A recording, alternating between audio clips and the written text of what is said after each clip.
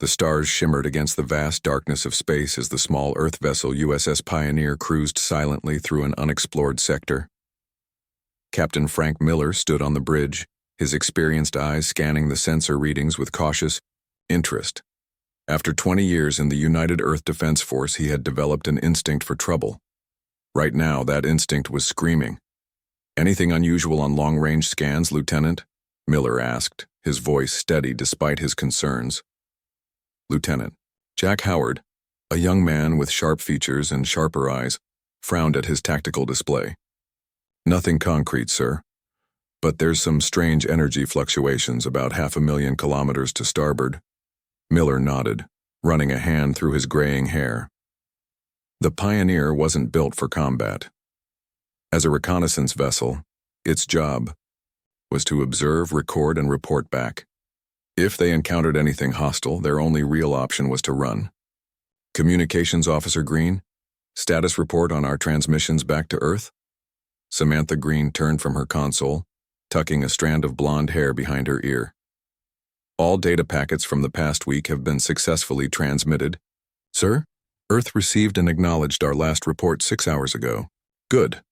Maintain regular communication protocols, but prepare an emergency channel just in case." The bridge fell quiet as everyone continued their work. The Pioneer had been mapping this region for 3 weeks now, farther from Earth than any human vessel had ventured before. Their mission was simple: scout the edges of what humans called the Orion Arm, looking for habitable planets, resources, and any signs of intelligent life.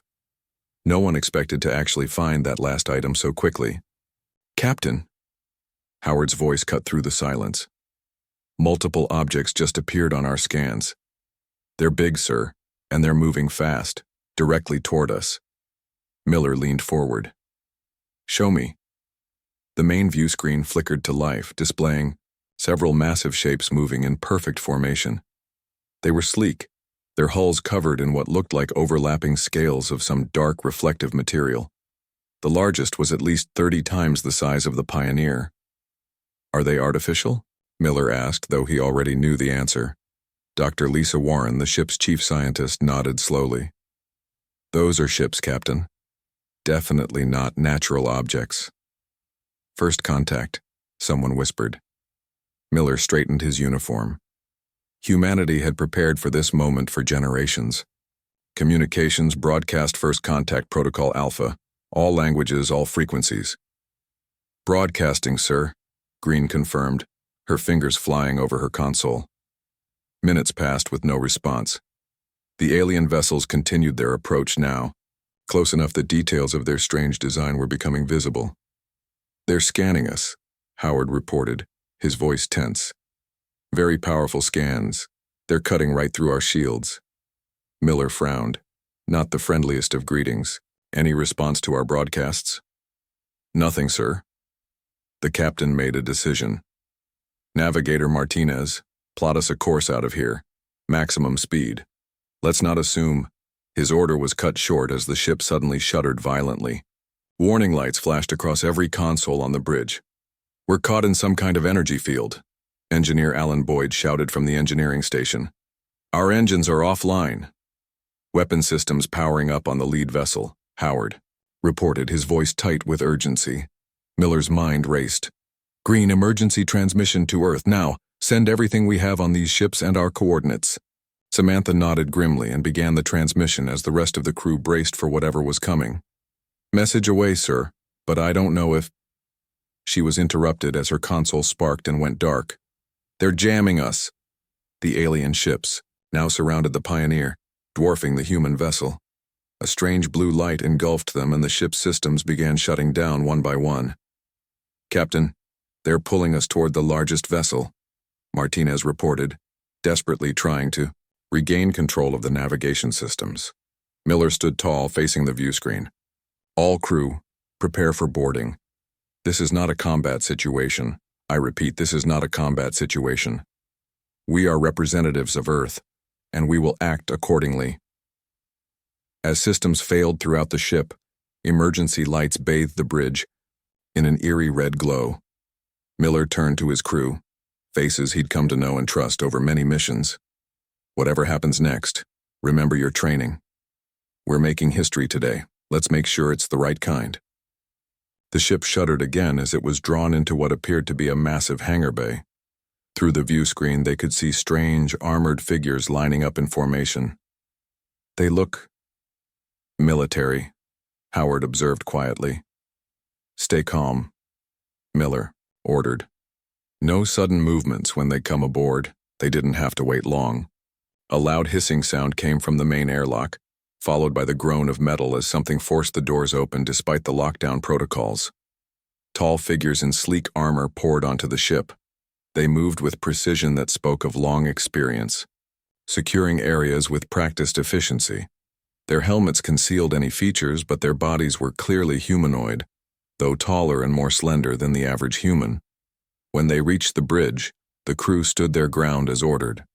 The aliens surrounded them, weapons raised, devices that hummed with an energy none of them recognized. One alien stepped forward, taller than the rest. It removed its helmet, revealing a face that was both familiar and utterly alien. The skin was pale blue and hairless with large, multifaceted eyes that shimmered with an inner light. When it spoke, the sound was like nothing they had ever heard, clicks and whistles that no human throat could produce. A device on the alien's wrist glowed, and suddenly words in rough English filled the bridge. Primitive vessel, you have entered territory claimed by the Galactic Hegemony. Your species is unknown to us. You will be contained and studied.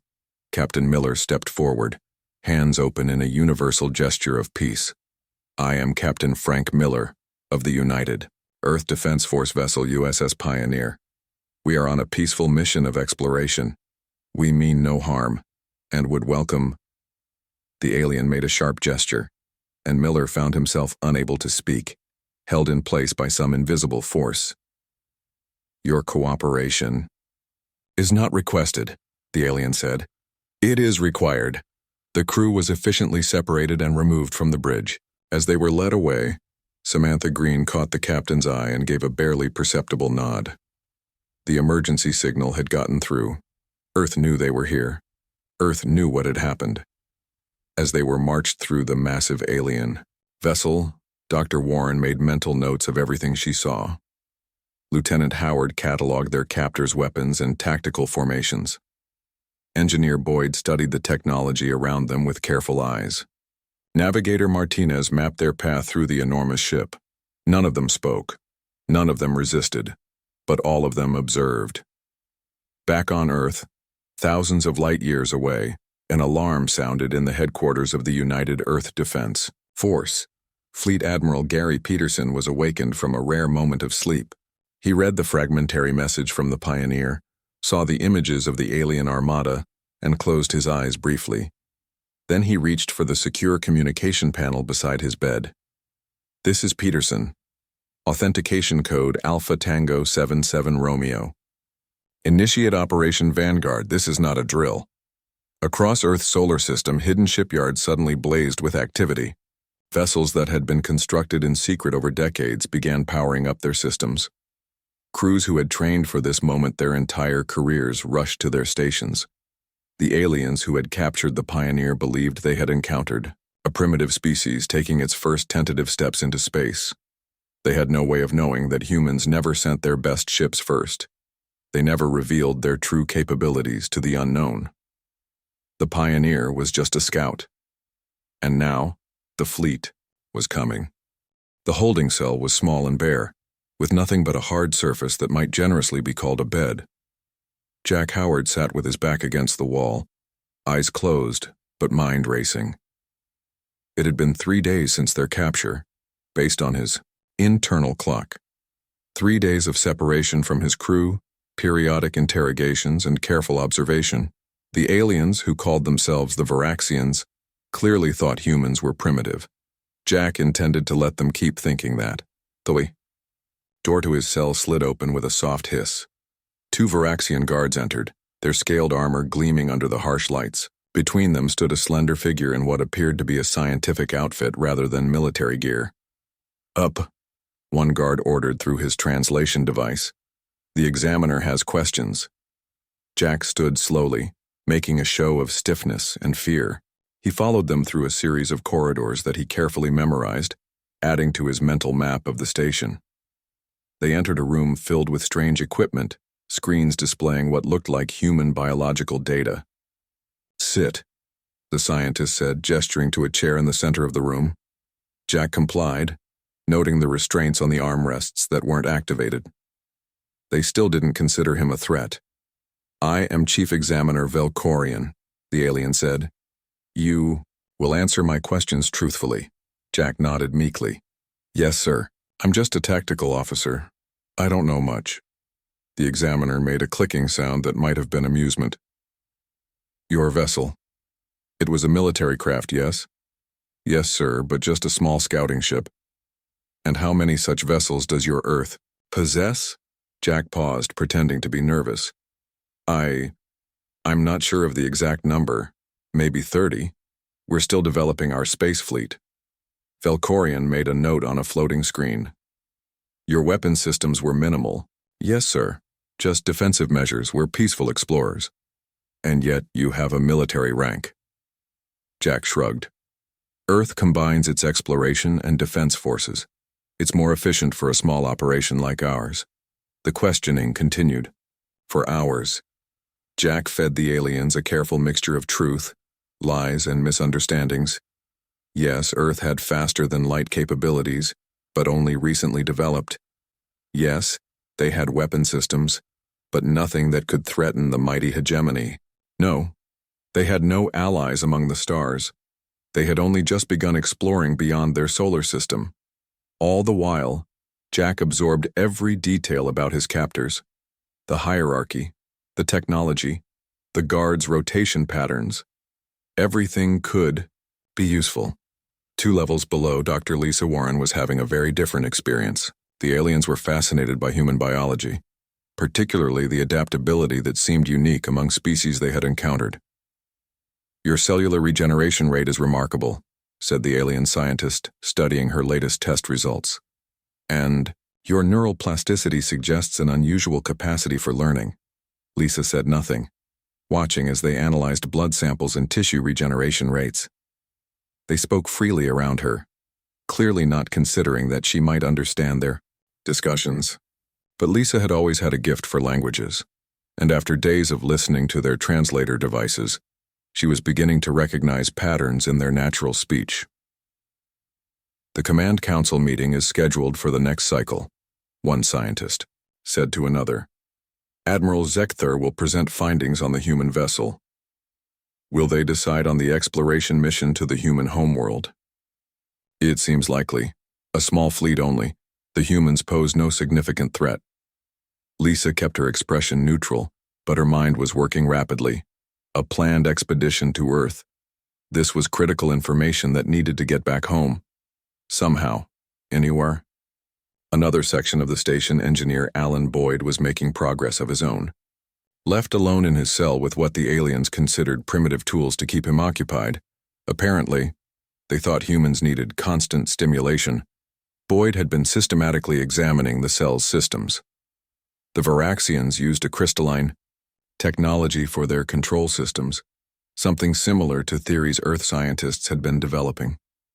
Boyd had spent his life understanding how things worked, and alien technology, while advanced, still followed logical principles. He had discovered a small access panel near the waste reclamation unit. The aliens likely never imagined a primitive human would recognize it as a control node, let alone understand how to manipulate it. Boyd carefully inserted a modified tool into the panel. If his calculations were correct, this should create a temporary fluctuation in the security field. Not enough to escape, but enough to send a pulse through the system that navigator Amy Martinez might detect from her cell. It was how they had planned to communicate during their last moments together on the Pioneer, simple pulses in patterns that only the crew would recognize as meaningful.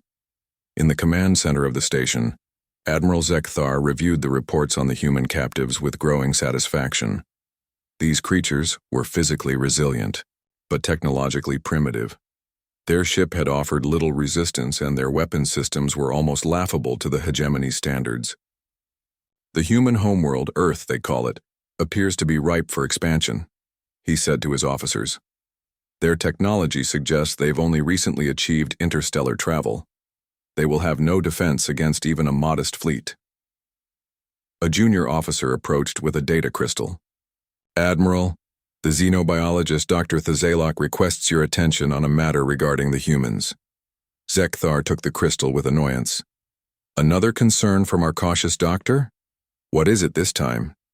He reviewed the data quickly, his annoyance growing.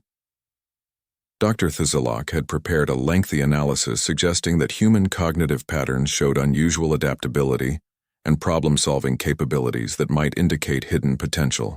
Theoretical concerns, Zekthar dismissed, handing the crystal back. The fact remains their vessel fell to us within moments. Prepare a briefing for the Hegemony Council. I will recommend a small fleet be dispatched to this Earth to establish our dominance and begin the assimilation process. Yes, Admiral, the officer acknowledged, though his expression betrayed a hint of concern. Dr. Thazalok was known for his insight into new species. Back on Earth, activity had reached a fever pitch. The fragmentary distress call from the Pioneer had triggered humanity's long-prepared contingency plans.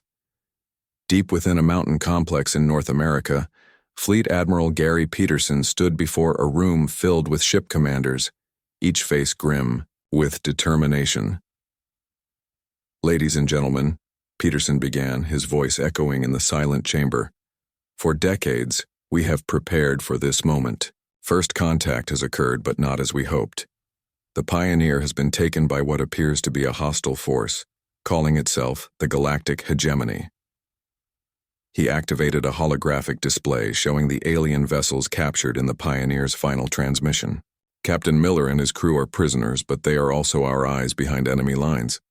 We believe they're still alive, and we intend to keep them that way. Peterson touched a control, and the display changed to show a massive fleet of ships. Earth, ships hidden throughout the solar system. Operation Vanguard is now active. The UEDF flagship Retribution will lead the first wave. Captain Diane Foster, you have tactical command of the rescue operation. A tall woman with dark skin and determined eyes stood. Yes, Admiral. The Retribution is ready. We can deploy within 12 hours. Good. Your mission is twofold.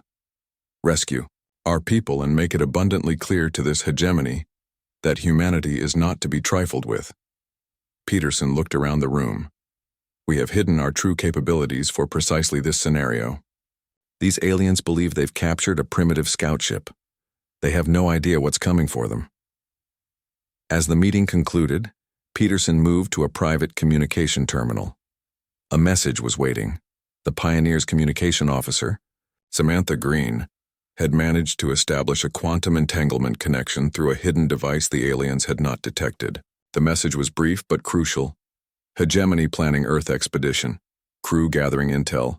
Send help, but be warned, they are numerous. Peterson allowed himself a small smile. Miller and his crew were doing exactly what they had been trained to do. Now it was time for Earth to do its part. The hegemony had no idea they had just kicked a hornet's nest. They thought they had captured a simple scout vessel. They were about to learn it was only the beginning. Deep within Earth's orbit, hidden behind the moon, a massive ship floated silently in space. The UEDF Retribution was unlike anything humans had publicly acknowledged building. At nearly 2 kilometers long, its sleek hull was covered with advanced armor that absorbed light rather than reflected it, making it almost invisible to standard sensors.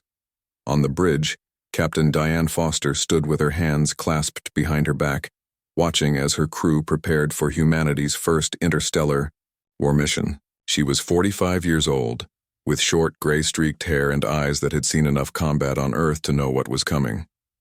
Status report, she ordered, her voice calm despite the weight of responsibility she carried. Her second-in-command, Commander Paul Wilson, responded promptly. All systems green, Captain. The fleet is reporting ready status, 120 ships awaiting your command. Foster nodded. 120 warships that the rest of humanity didn't know existed. For decades, Earth had been building, in secret, preparing for this exact scenario.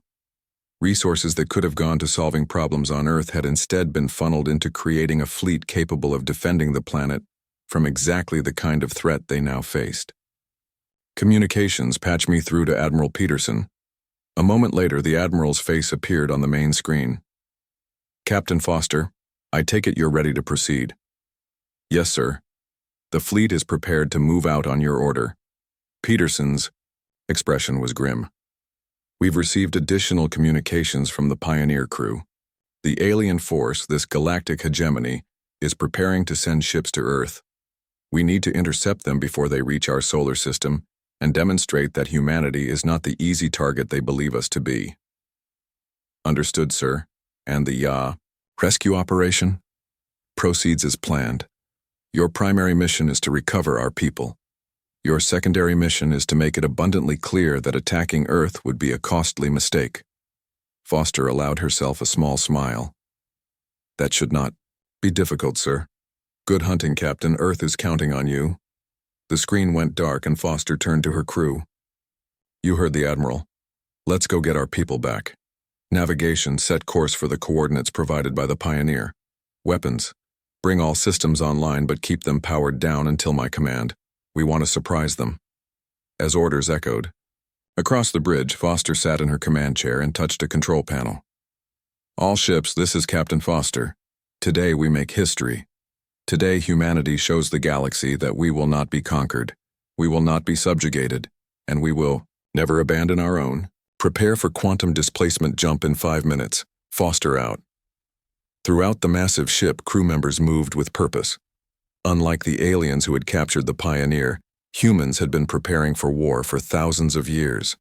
They knew how to fight, how to adapt, and most importantly, how to win against superior forces. And they had one more advantage. The aliens had no idea what was coming. On the hegemony station, Captain Frank Miller felt the slight vibration in his cell wall. 4 short pulses, then 2 long ones. The signal from Boyd had worked. The crew was communicating. Miller placed his hand against the wall and tapped back, confirming he had received the message.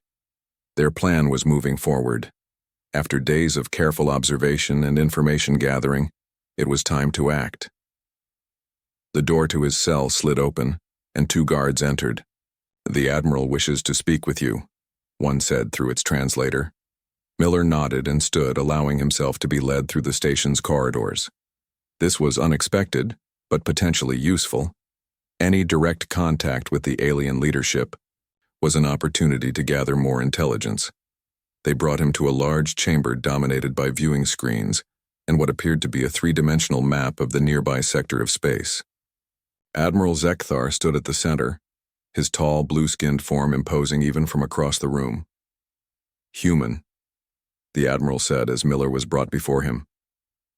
I wish to inform you personally that we have dispatched vessels to your homeworld. Soon your species will join the hegemony as a subject race. Miller kept his expression neutral. The people of Earth are peaceful, Admiral. There's no need for military action. The alien made a sound that might have been laughter. Your deception is unnecessary. We have analyzed your vessel and found it to be of primitive design. Your weapons systems are basic. Your homeworld will have no effective defense against even our smallest warships. Miller allowed himself to look worried. Admiral, please. There are billions of innocent people on Earth.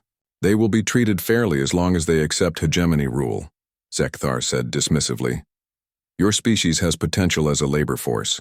Those who resist will be dealt with appropriately. As the Admiral spoke, Miller noticed something on one of the screens behind him, a sensor reading showing unusual energy signatures at the edge of the system. His heart raced. Could it be? Return him to his cell, Zekthar ordered. We will collect the rest of your crew when the subjugation of your world begins. You will witness the beginning of a new era for your species. As the guards led Miller away, he fought to keep the hope from showing on his face. Those energy signatures could only mean one thing. Earth had received their message. The fleet was coming. In her laboratory cell, Dr. Lisa Warren had made a discovery. The sample of her blood the aliens had taken was reacting strangely with their testing equipment. Something about human biology was confusing their sensors.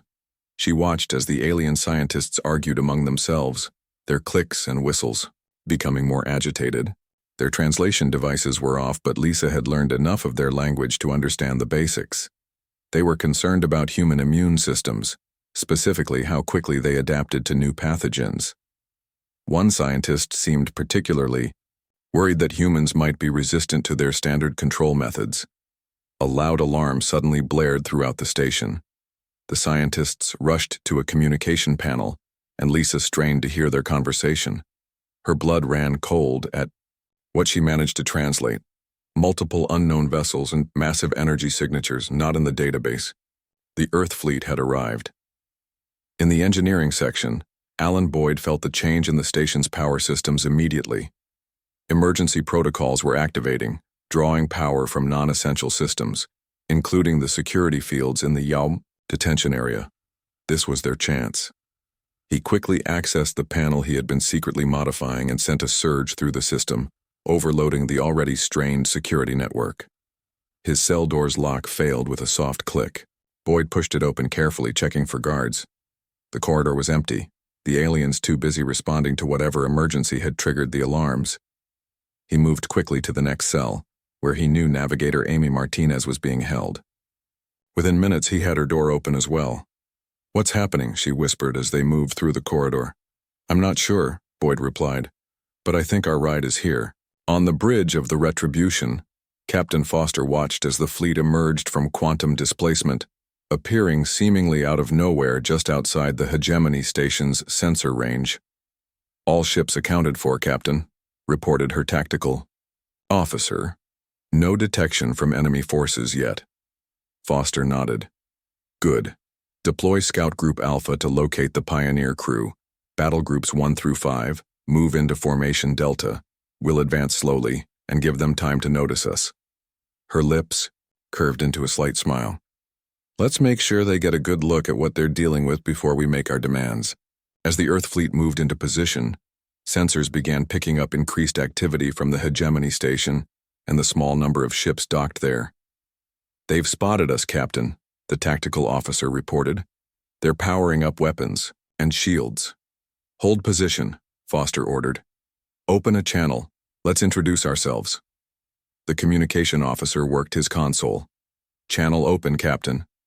Foster stood tall, her voice clear and commanding. "Attention, Galactic Hegemony Forces. This is Captain Diane Foster of the United Earth Defense Force flagship Retribution. You are holding Earth citizens against their will. Return them immediately, or we will take them back by force." For several long moments, there was silence. Then a response came through, the alien voice tinged with what sounded like disbelief. "Impossible. The human world does not possess this level of technology." Foster's smile grew colder. "You captured a reconnaissance vessel, Admiral. That was your first mistake. Preparing to attack Earth would have been your last. You have 1 hour to return our people. After that, we will retrieve them ourselves." As she ended the transmission, Foster turned to her tactical officer. "Show them what we're capable of. Target that small moon with the graviton cannon. Low power." "Yes, Captain." Outside, a beam of concentrated energy shot from the Retribution, striking a small, uninhabited moon in the distance. The celestial body shuddered, then broke apart into perfectly even sections that slowly drifted away from each other. "Message sent," Foster said quietly. "Now we wait." On the Hegemony Station, Admiral Zekthar stared at the sensor readings in stunned silence. The human fleet was larger and more powerful than anything they had anticipated. And that weapon, nothing in the Hegemony arsenal could match it. For the first time in his long career, the Admiral felt something unfamiliar: fear. Admiral Zekthar paced the command center, his composure cracking with each new report. The human fleet wasn't just large, it was technologically advanced beyond what should have been possible for a species that had only recently achieved interstellar travel. "How did we miss this?" he demanded, slamming his fist onto a control panel. "Their reconnaissance vessel showed nothing of this capability." His second-in-command, a veteran officer named Krelvos, spoke carefully. "Admiral, it appears The humans deliberately sent an outdated vessel as their first contact ship. They were testing us. The Admiral hissed in anger. On the main display, the human fleet held position in perfect formation. 120 warships, each bristling with weapons the hegemony sensors couldn't even properly classify. And at the center, their flagship, a vessel nearly as large as a hegemony cruiser. Status of our defense fleet? Zekthar asked. The 7th battle group is 16 hours away at maximum speed, Krelvos reported. We currently have only 3 patrol vessels and the station's defenses. The Admiral closed his multifaceted eyes briefly. 3 patrol ships against that human armada was suicide. But he had his pride, his position, his duty to the hegemony. Prepare battle stations. We will not surrender to a species we only discovered days ago. As his officers rushed to comply, a junior communications officer approached nervously. Admiral, we've lost contact with detention level 4. Security reports. The human prisoners are escaping. Jack Howard moved silently through the corridor. 2 stolen Varaxian energy weapons tucked into his belt. Behind him followed Samantha Green and 3 other crew members they had managed to free. Status? He whispered into a small communication device Boyd had assembled from parts of their cell control panels. Boyd's voice came through softly. We've secured access to level 3. Martinez has located what looks like a shuttle bay. Still working on finding the captain. Good. Dr. Warren, I'm accessing their data networks now, Warren's voice replied. Their systems are in chaos. The Earth fleet has them in complete disarray. Jack smiled grimly. Keep moving. Remember, we need to secure a communication hub. Captain Miller needs to speak directly with our fleet. They rounded a corner and came face to face with a group of Varaxian guards. Without hesitation, Jack dropped to one knee and fired. The alien weapon discharged with surprising force, sending a pulse of energy that knocked the first guard off his feet. The humans moved with practiced efficiency. They had spent years training for combat situations, even the scientists among them. The Varaxians, used to dealing with already subjugated species, weren't prepared for the aggressive counterattack. Within moments, the guards were down, and the humans were moving again, deeper into the station. On the bridge of the Retribution, Captain Foster watched the tactical display with narrowed eyes. Any response to our message? Nothing official, her communications officer replied. But we're picking up increased chatter and energy readings. They're mobilizing their defenses. Foster nodded. As expected. They're too proud to give in without at least a token resistance. She turned to her tactical officer. Status of Scout Group Alpha? They've breached the station's outer defenses. No resistance yet. I think we caught them completely by surprise. Good. Foster stood and straightened her uniform. Launch fighters, I want a full perimeter around that station. If any of their ships try to escape, disable them, but do not destroy unless absolutely necessary. She walked to the main viewport, watching as smaller craft launched from the Earth vessels streaking toward the hegemony station. She had hoped the aliens would see reason and return the Pioneer crew peacefully, but she had been prepared for this outcome. Captain, the communications officer called out, we're receiving a transmission from inside the station. It's using Pioneer communication protocols.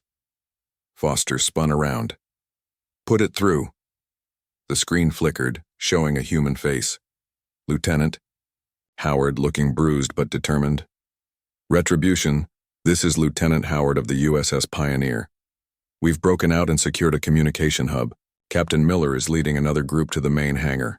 Lieutenant, Foster replied, relief evident in her voice. Good to see you alive. What's your situation? We're scattered throughout the station. 22 of our 24 crew, accounted for. The aliens are in disarray, but they're starting to organize a response. We need extraction, and soon. Understood. We have teams incoming. Hold your position, and... Howard suddenly looked off screen, his expression changing. They've found us, we need to move. Sending you station schematics now. Miller is headed for Hangar Bay 3. The transmission cut off abruptly. Foster turned to her crew. You heard him. Direct the extraction teams to Hangar Bay 3 and get me those schematics. Frank Miller pressed his back against the wall, peering around the corner toward the hangar bay entrance. Two guards stood watch, unaware of the humans approaching from behind. On three, he whispered to the small group with him. 1, 2, 3. They rushed forward, taking down the guards before they could sound an alarm. Miller quickly accessed the door controls, thanking the universe that Dr. Warren had decoded enough of the alien control systems to give them access. The hangar bay door slid open, revealing a large chamber filled with various craft. Miller recognized them as short-range shuttles perfect for their needs. "Boyd," he called softly, "can you fly one of these things?" The engineer examined the nearest shuttle with professional interest. "The controls are different, but the principles should be similar. Get me inside and I'll figure it out." As they moved toward the shuttle, a loud alarm blared throughout the hangar. Doors at the far end slid open and a squad of heavily armed Voraxians poured through. "Take cover!" Miller shouted, diving behind a cargo container as energy blasts scorched the air around them. In the command center, Admiral Zek Thar watched with growing fury as reports of human resistance came in from all over the station. How had they coordinated so effectively? How had they overwhelmed his trained guards? "Admiral," his tactical officer reported, "the human vessels have launched fighters. They're surrounding the station." Zek Thar knew he was out of options. The reinforcements were too far away, and his current forces were no match for the human fleet. But he would not surrender, not personally.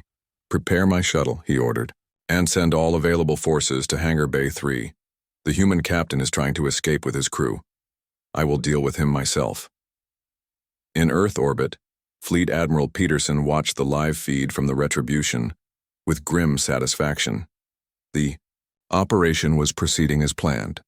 The hegemony forces were outmatched and the rescue teams were already on their way to recover the Pioneer crew. But Peterson knew this was just the beginning. The galactic hegemony was vast, according to the intelligence they had gathered. This confrontation was a small skirmish compared to what might come if the aliens decided to commit their full forces against Earth. He touched a communication panel. "Captain Foster, status update." Foster's voice came through clearly. "Extraction. In progress, Admiral. Minimal resistance so far. The hegemony forces appear to be in disarray." "Good. Remember, we want to demonstrate our capability without unnecessary destruction. This is about rescuing our people and establishing a clear boundary. We don't want a prolonged conflict if it can be avoided." "Understood, sir. Though from what we're seeing, they don't seem like the type to back down easily." Peterson frowned. "Then make sure they understand the cost of continuing this fight. You have authorization to use whatever force is necessary to bring our people home." As the communication ended, Peterson looked out at the stars visible from his office window. Humanity had hoped for peaceful first contact, had prepared for it for generations. But they had also prepared for this outcome, a hostile alien force that saw them as easy prey. The hegemony was about to learn a painful lesson about underestimating humans. In Hangar Bay 3, the firefight intensified. Miller and his crew had taken cover behind various cargo containers and equipment, returning fire whenever possible. Boyd and Martinez had reached the shuttle and were working frantically to get its systems online. "Captain," Boyd called out, "I've got it. Systems are powering up." Miller nodded, turning to the rest of his crew. "Fall back to the shuttle. Cover each other." As they began their fighting retreat, a new group of Voraxians entered the hangar, led by a familiar blue-skinned figure. Admiral Zek Thar had arrived, his tall form unmistakable even from a distance. He carried what appeared to be a ceremonial weapon, its surface glowing with energy. "Miller," the Admiral's voice boomed across the hangar, "you will not escape. Your fleet cannot save you." Miller turned to his crew. "Get to the shuttle, I'll handle this." The captain stepped out from behind cover, his stolen Voraxian weapon trained on the Admiral. "It's over, Zek Thar. Look around you. Your station is compromised. Your forces outmatched. Earth is not what you thought it was." The Admiral's multifaceted eyes narrowed. "This changes nothing. The hegemony spans thousands of worlds. Your fleet is impressive, but it cannot stand against our full might." Miller smiled coldly. "That's where you're wrong. What you're seeing out there, that's just the beginning. Earth has been preparing for this moment for generations. As they faced off, a loud explosion rocked the far side of the hangar. Through the smoke, the Earth extraction team moved with precision and discipline that startled the Varaxian guards. Their armor was unlike anything the aliens had seen before, lightweight but seemingly impervious to energy weapons, with built-in systems that adapted to the aliens' attack patterns in real time. "Captain Miller," called the team leader, a woman whose armor bore command insignia. "I'm Major Kelly Wright. We're here to bring you home." Miller nodded, still keeping his weapon trained on Admiral Zekthar. "Perfect timing, Major. We were just discussing the future of human hegemony relations." The extraction team quickly secured the area, forming a protective circle around the Pioneer crew members. Boyd had the alien shuttle powered up, its engines humming with energy. Admiral Zekthar watched with growing rage as his guards fell back under the relentless advance of the human soldiers. "This is not over, Miller," he hissed. "The hegemony will not tolerate this insult. We will bring our full might against your world." Miller lowered his weapon slightly. "That would be a mistake, Admiral.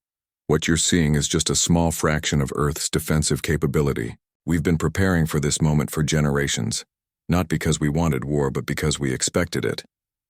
Before the Admiral could respond, the station shook violently. Emergency alarms blared throughout the hangar. Major Wright touched her helmet. "Captain, we need to move now. The Retribution has disabled the station's main weapons and propulsion systems. This place is going to lose gravity and life support soon." Miller nodded, then turned back to Zekthar. "You have a choice, Admiral. You can continue this fight and lose more of your people, or you can recognize that humans aren't the easy conquest you thought we would be."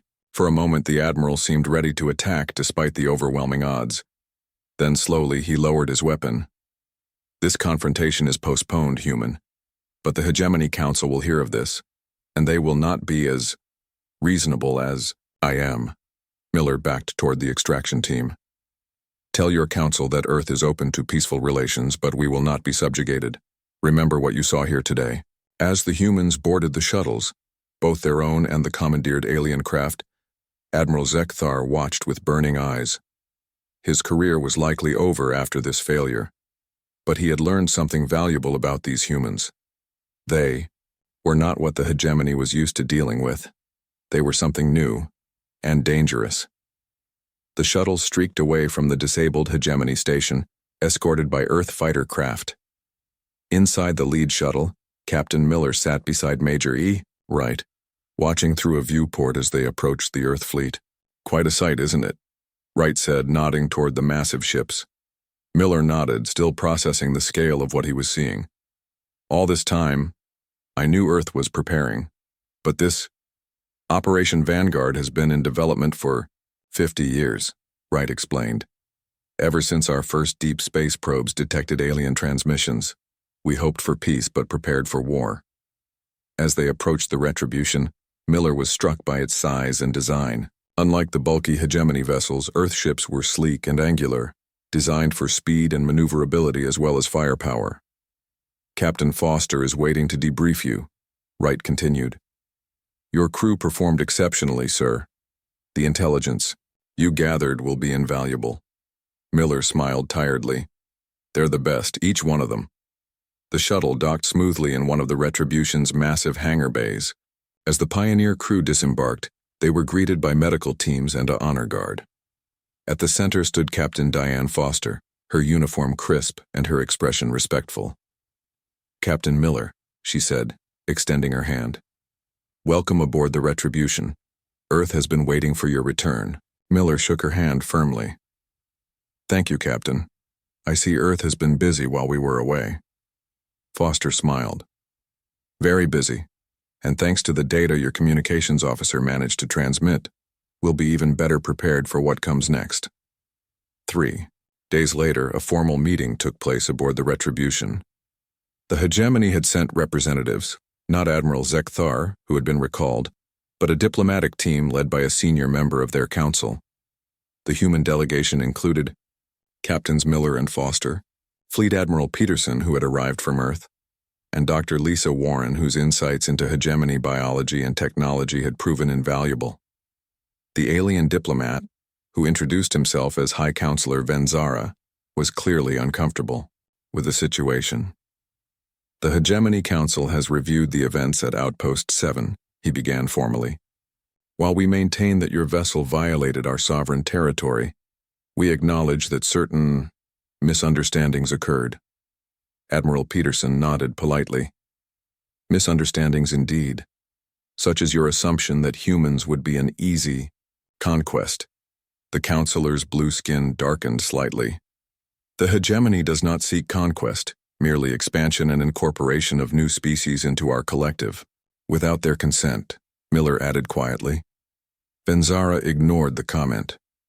We propose a mutual recognition of territories. The hegemony will acknowledge Earth and its immediate stellar neighbors as sovereign human space. In return, humans will respect hegemony boundaries. Peterson exchanged glances with Foster and Miller before responding. That's a starting point, but there are other matters to discuss, specifically the treatment of our reconnaissance crew and the threatened invasion of our homeworld. Unfortunate misunderstandings, the counselor repeated stiffly. Dr. Warren spoke up. While at your facility, I noticed several species serving the hegemony under what appeared to be coercive conditions. Is forced servitude standard hegemony policy? The counselor's multifaceted eyes narrowed. The internal affairs of the hegemony are not open for discussion. They are when they might affect humans, Foster said firmly. We're not interested in becoming another subjugated species in your empire. Venzara stood straighter. The hegemony spans thousands of worlds across multiple spiral arms. Your impressive fleet is just that. Impressive, but limited. Do not overestimate your position. Admiral Peterson smiled coldly. Counselor, I think the lesson of the past week is that you should not underestimate ours. The fleet you encountered represents only a fraction of Earth's defensive capabilities. We developed them in secret precisely because we anticipated meeting species like yours. The negotiations continued for hours, with neither side willing to give much ground. By the end, a tentative agreement was reached. A neutral zone would be established between Earth and hegemony space, with neither side permitted to establish military outposts within it. As the alien delegation prepared to depart, Counselor Venzara approached Miller privately. Your species is unusual, Captain. Most newly discovered races are eager to join the hegemony for protection and technological benefits. Miller looked the alien directly in his strange eyes. Humans prefer to stand on their own, Counselor, and we don't respond well to threats. So, we have learned, the counselor replied. But remember this, you have surprised the hegemony once. It will not happen again. 1 month later, Earth had established a permanent military outpost at the edge of the neutral zone. The newly constructed frontier station, commanded by Captain Foster, housed a rotating contingent of Earth's most advanced ships and served as a listening post for any hegemony activities. In her office overlooking the vast docking bay, Foster met with Dr. Warren, who had been appointed as Earth's chief xenobiologist. On her desk sat a report detailing communications from several species within hegemony space, species that had reached out secretly to Earth after news of the confrontation had spread. It seems we've become a symbol, Foster said, scanning the report. These species see us as potential liberators. Warren nodded. The hegemony has ruled through technological superiority for centuries. We're the first species they've encountered that matched or exceeded their capabilities right from first contact. Thanks to our paranoia and secrecy, Foster said with a slight smile. Thanks to our preparation, Warren corrected. And it's only the beginning. The data we gathered from their station has already led to significant advancements in our own technology. Foster looked out at the stars visible through the large viewport. They'll be watching us, testing our resolve. And we'll be ready, Warren replied confidently. On a secure channel, Foster's communication panel chimed. She activated it to see Admiral Peterson's face. Captain, he said without preamble, the Second Fleet has reached its destination. Outposts are being established in 7 new star systems beyond hegemony scanning range. Foster nodded. Any response from our new friends? None yet. But our message was clear. Humanity is not just arriving on the galactic stage, we're changing the play. The hegemony thought they captured a simple reconnaissance vessel. Instead, they woke a sleeping giant. As the communication ended, Foster turned back to the viewport. Out there, among the countless stars, a new chapter in human history was being written. The galactic hegemony had thought they found an easy conquest. Instead, they had found humanity, adaptable, resourceful, and ready for whatever the universe might throw at them. The fleet had arrived, and it was here to stay.